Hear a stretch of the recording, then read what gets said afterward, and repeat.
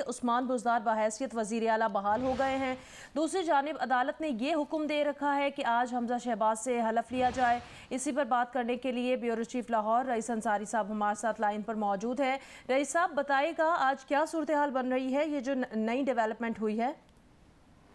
देखिए, जो अभी गवर्नर साहब ने जो खत लिखा है स्पीकर को और उसमें उस्मान बुज़दार को बतौर कायदे-ए-अमान बहाल कर दिया, इससे एक नई सूरत हाल पैदा हो गई है। ये कह लें कि एक अमन-ओ-अमान की नई सूरत हाल पैदा हो गई है, क्योंकि जो वज़ीर आला का इंतखाब हुआ था पंजाब असम्बली में, उसमें हमजा शहबाज इलेक्ट हो गए थे और उसके बाद जो 3 फैसले आ चुके हैं हाई कोर्ट में, एक तरह से हाई कोर्ट ने वज़ीर आला डिक्लेयर कर दिया हुआ है हमजा शहबाज को और उनका आज ओथ होना है।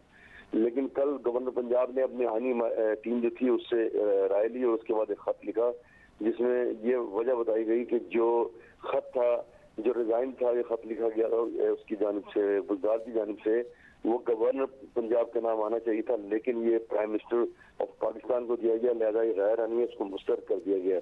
इससे आज उन्होंने इस पर जो है फौरी तौर पर पंजाब असेंबली में काबीना का इजलास भी तलब कर लिया। वो एक तरह से जो गवर्नर ने खत लिखा है उसके तहत काबीना भी बहाल होगी, क्योंकि जब वज़ीर आला बहाल हो तो काबीना भी बहाल हो जाती है, लेकिन दूसरी तरफ हलफ होने जा रहा है। इसलिए आज गवर्नमेंट ने स्पेशली सिक्योरिटी का बंदोबस्त भी किया कि कोई अमन-ओ-अमान की सूरत हाल पैदा हो तो उस पर ये जो है काबू पाया जा सके।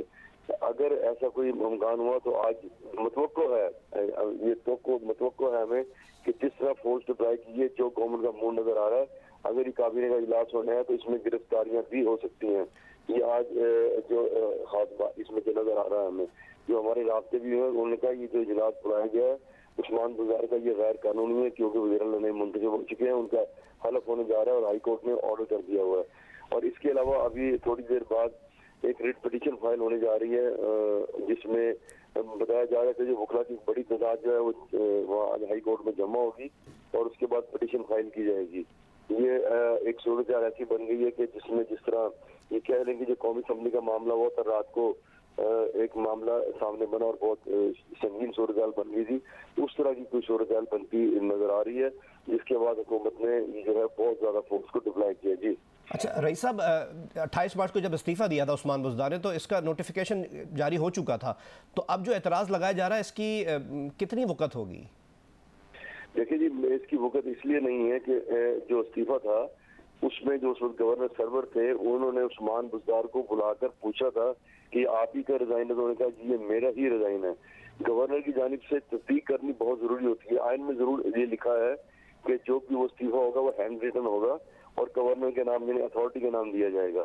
तो लेकिन क्योंकि वो प्राइम मिनिस्टर का नाम था और वो टाइप शुदा था, लेकिन उस पर गवर्नर जो सरवर साहब थे, चौधरी सरवर साहब, उन्होंने उनको उस्मान बुज़दार साहब को बुला के पूछा था और उस वक्त जो है उसमें महमूद रशीद और परवेज अलाई भी वहाँ मौजूद थे।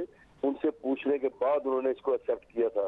लिहाजा इसकी कानूनी वक़्त तो इसलिए नहीं है कि वो गवर्नर पंजाब उसे एक्सेप्ट कर चुके हैं और उस्मान बुज़दार से तस्दीक करने के बाद एक्सेप्ट कर चुके हैं, और उसके बाद जब ये अदालतों में केसेस आए और वहाँ भी ये मामला उठा था, लेकिन इसको उस मामले को ज़ेर गौर नहीं लाया गया, क्योंकि उन्होंने अदालत ने फैसला दे दिया कि जो शहबाज शरीफ वो इलेक्टेड चीफ मिनिस्टर है, लिहाजा उनको ओथ लिया जाए। इसलिए ये जो मामला था वो उसको वहाँ भी नजरअंदाज कर दिया गया, कोर्ट ने ये नजरअंदाज कर दिया, इस मामले को वहाँ पे डिस्कस ही नहीं किया गया। तो इस अगर देखा जाए तो ये जो इस्तीफा जो वो मंजूर हो चुका है, जो अथॉरिटी है गवर्नर पंजाब इसको मंजूर कर चुके हैं और वो 12 कह चुके हैं कि मैंने तस्दीक के बाद मंजूर किया था। तो लिहाजा ये जो अब खत लिखा गया, जो हमारे आईनी माहिरीन से बात हुई, कानूनी माहिरीन से बात हुई, उनका कहना यह है कि ये जो गवर्नर पंजाब जो उमर चीमा ने इकदाम किया है ये गैर आईनी है, क्योंकि असम्बली से नया वज़ीर इलेक्ट हो चुका है और उसका ओथ है और हाई कोर्ट का हुक्म भी उस पर आ चुका है। लेकिन बस ये कहने कि एक इससे सियासी बुरान पैदा किया गया और ये सियासी बुरान जो है कहीं जो आज है जो होगा इसमें ये है नजर आ रहा है कि कहीं ये आज जो है वो अमन-ओ-अमान का मसला पैदा हो सकता है और ये जो काबीना का इजलास बुलाया है इनमें जो वज़ीर आएंगे हो सकता है कि इनको गिरफ्तार भी कर लिया जाए। जी अच्छा रईस अंसारी साहब, एक जाने पीटीआई ये दावा कर रही है कि उस्मान बुज़दार बहैसियत वज़ीर आला बहाल हो गए हैं, दूसरी जानिब आज अदालत ने ये हुक्म दे रखा है कि हमजा शहबाज से हलफ लिया जाए वज़ीर आला पंजाब का। इस सिचुएशन में परवेज इलाही क्या करेंगे? देखिए, परवेज इलाही जो है वो तीसरे स्पीकर है पंजाब असम्बली के, तो वो कस्टोडियन है असम्बली के। जो खत लिखा है उन्होंने अपना गवर्नर पंजाब ने, वो उस पर ही अमल करेंगे, क्योंकि जो परवेज लाई हैं वो खुद भी वज़ीर-ए-आला के उम्मीदवार थे, और जो असेंबली में जिस झगड़ा हुआ और जो मामला हुआ सबके सामने, वो बार बार क्या दोहराया जाए। तो उसमें जो गवर्नर ने खत लिखा, उसी खत की रोशनी में परवेज लाई जो है वो एक्ट करेंगे, और वो इजलास बुलाया जा रहा है, वो पंजाब असेंबली में बुलाया जा रहा है। और जो खत है वो गवर्नर का खत जो लिखा गया है स्पीकर के नाम, उसको वो एक्सेप्ट कर रहे हैं और उसके मुताबिक ही वो चल रहे हैं। तो क्योंकि वो खुद एक अलाए हैं उसके तहरीक इंसाफ के, उसकी वजह से वो उन्हीं के साथ चलेंगे, और जो गवर्नर उमर चीमा ने खत लिखा है वो उस पर ही अमल करेंगे। जी अच्छा रईस साहब, आप यकीनी तौर पर पंजाब की सियासत को बहुत करीब से जानते हैं, आप उससे तज्ज़िये और तबसरे भी हम लेते रहते हैं। आप थोड़ा बताइएगा, उमर सरफराज चीमा क्या इस चीज़ का उनको इदराक नहीं है कि जब ये कोर्ट में मामला था, अगर ये गैर आइनी होता तो वहाँ पर भी ऑब्जेक्शन लग सकती थी? इससे पहले साबिक गवर्नर ने उनको बुला के, जैसा कि आपने खुद बताया कि पूछ लिया था, जो कमी थी उसको पूरा कर लिया गया था कि जी वज़ीर आज़म के नाम लिखा गया है, तो गवर्नर पंजाब ने उनको खुद बुला लिया था। तो वो जानते पूछते ये कर रहे हैं या बिल्कुल ही नाबलद है इन मामला से? मैंने बिल्कुल नाबलद नहीं है, बिल्कुल वो जानते पूछते कर रहे हैं। ये कह लें कि ये तहरीक इंसाफ की पॉलिसी है, वो ऊपर से हुक्म लिए बगैर नहीं कर रहे, और उन्हें ये पता भी है कि ये जो मामला है हाई कोर्ट के अंदर भी गया था, और लेकिन ये बिल्कुल वो जानबूझ के कर रहे हैं। उन्होंने जब हाई कोर्ट ने फैसला दिया था, और उसमें हाई कोर्ट ने लिखा था कि हम तवक्को करते हैं कि सदर पाकिस्तान जो है वो इस मामले को हल करेंगे, और उस दौरान जो खत का इंतजार था गवर्नर को, उसमें ये भी लिखा था फैसले में कि हम तवक्को करते हैं कि सदर पाकिस्तान जो है गवर्नर के खत का इंतजार नहीं करेंगे।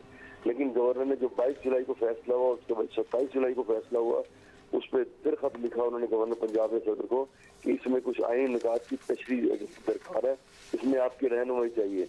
तो वो जो है ये जानबूझकर कर रहे हैं, और ये बकायदा जो तहरीक इंसाफ की हाई कमान है उसकी इजाजत से कर रहे हैं, बल्कि उसकी रजामंदी से कर रहे हैं। वो इसलिए कर रहे हैं कि कल रात के हाई कोर्ट के सामने महमूद रशीद और उनके जो दूसरे लीडर थे वो पहुंच गए थे कि हमने इंट्रा कोर्ट अपील करनी है और हमें भी सुना जाए। तो ये सारा जो मामला है पूरी तहरीक इंसाफ कर रही है इसमें। और उसके बाद सदर पाकिस्तान ने इन्हें खत भी लिखा था गवर्नर पंजाब को कि जो हाई कोर्ट ने फैसला किया उसके मुताबिक, आयन और कानून के मुताबिक जो है आप उस पर अमल करें। लेकिन उन्होंने फिर अमल नहीं किया, और 27 को जो फैसला आया उसके बाद फिर सदर को खत लिख दिया। तो ये बकायदा जानबूझकर कर रहे हैं। ये नाबालग इसलिए नहीं है कि इन्होंने आईनी माहिरीन से मशवरे के लिए, कानून जो जानते हैं उनको बुलाया, कानूनी माहिरीन से मशवरे लिए, उसके बाद ये इन्होंने सदर पाकिस्तान को भी खत लिखा और आज स्पीकर को भी खत लिखा। ये बकायदा ये कहने के तहरीक इंसाफ की जो पॉलिसी है उसी को लेकर चल रहे हैं। जी बहुत शुक्रिया रईस अंसारी साहब अपडेट करने के लिए। गवर्नर पंजाब उमर सरफराज चीमा ने उस्मान बुज़दार का इस्तीफ़ा आईनी एतराज़ लगाकर मुस्तरद कर दिया है। गवर्नर ने उस्मान बुज़दार का इस्तीफ़ा मुस्तरद करके स्पीकर पंजाब असम्बली को खत लिख दिया।